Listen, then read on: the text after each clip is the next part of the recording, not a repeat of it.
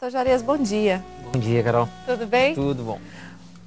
Olha, essa mudança de clima, essa coisa que não vai, que não vem, que muda, que dá calor, que de manhã tá frio, que de noite tá frio, que de tarde tá um calor dos infernos, isso deve dar uma transformação no organismo dessas crianças, não dá não, Isso doutor? está pegando. Então, agora é a época em que o consultório está começando a ter um movimento e justamente devido a isso, né? Na época de outono, uma transiçãozinha para o inverno e o nosso planeta infelizmente está doente, então acaba pegando as crianças e muitas crianças, cada vez mais com os quadros respiratórios e os mais comuns, além do quadro respiratório, os quadros virais.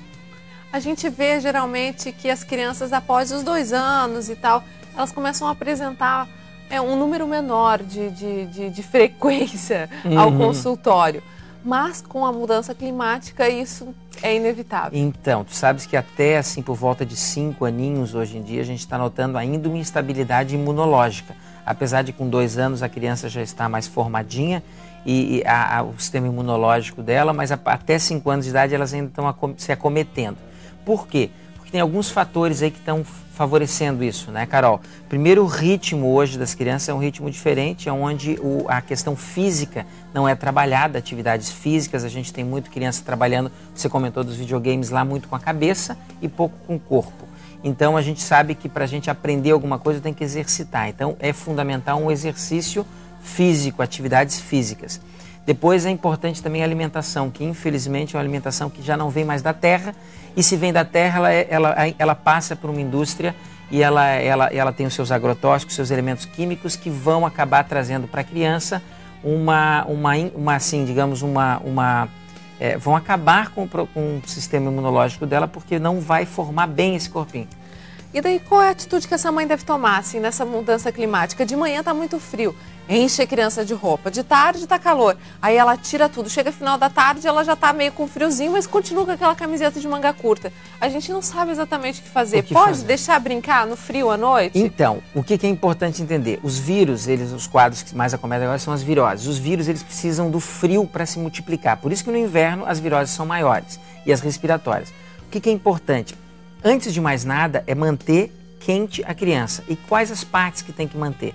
Além, claro, de usar uma camiseta ou de manter com uma camisetinha, você não precisa agasalhar ela aqui em cima, é o que faz as mamães, 3, 4, até uma japona em cima e a criança pelada embaixo. O mais importante é uma coisa, um segredinho da bisavó, que dizia que para ter saúde tem que ter pé quente e cabeça fria.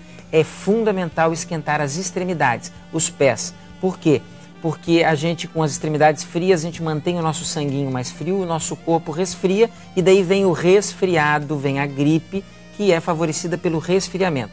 Então o que a mamãe tem que manter agora, independente de ter o sol lá fora ou de não ter, está em casa. Infelizmente não temos mais taco de madeira, a gente tem que estar usando meia nessa criança, no mínimo direto, e tem que estar calçada. Ela, infelizmente, tem que estar sempre com o pezinho quente. Claro, vai ter momentos em que pode tirar, mas aí num lugar que não resfrie os pés. Delicado, hein, gente? Conseguir colocar sapato logo depois de um verão, então, é descalço. complicado. Mas é o preço que a gente paga, tem que usar tênis. Doutor Jarias, e daí nesses tipos de casos a gente costuma ver então uma respiração com dificuldade, a gente costuma ver que tipo de doenças nesse outono, por exemplo? Então, nesse outono a gente começa, além das doenças aí, por exemplo, além da catapora, justamente os vírus estão em alta. Surto de catapora, Surto de catapora, vai voltar e vai ter a escarlatina, que aí no caso é uma bactéria, mas também surge agora nessa época, muito comum. Uma doença muito antiga. Muito antiga e que não foi debelada. E além disso, a questão das laringites é muito comum. Agora a gente pega nos pronto-socorros as crianças que começam subitamente com uma falta de ar, rouquidão, aquela tosse de cachorro, que é causada por um vírus que atinge as cordas vocais, onde estão a laringe, né? E os quadros de gripes e resfriados, e as rinites agora atacam. Tudo isso favorecido pelo resfriamento. Agora me diz uma coisa, o doutor Jarias, que é pediatra e homeopata, a homeopatia pode ajudar na prevenção dessas doenças? Pode. Além da homeopatia, a gente pode trabalhar com uma medicina chinesa, a gente pode trabalhar com fitoterapia. Tem vários elementos que ajudam.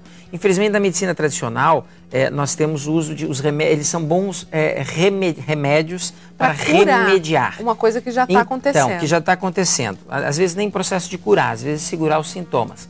Mas dentro da medicina, por exemplo, homeopática, a gente tem como, estudando a criança, entender a dinâmica dela e usar elementos que vão mantê-la, primeiro, aquecida, isso é fundamental, e mantê-la imunologicamente mais ativa. Então tem sim várias opções para se trabalhar com as crianças nesse entrada de inverno, início de inverno. E a homeopatia, quanto tempo ela demora assim para a gente começar a notar os efeitos dela? Então, se a gente tem uma crise aguda, você pode usar a homeopatia e os efeitos são rápidos. Não tão imediatos e rápidos e não, digamos assim, ela não trabalha escondendo os sintomas da doença, mas jogando eles para fora, digamos.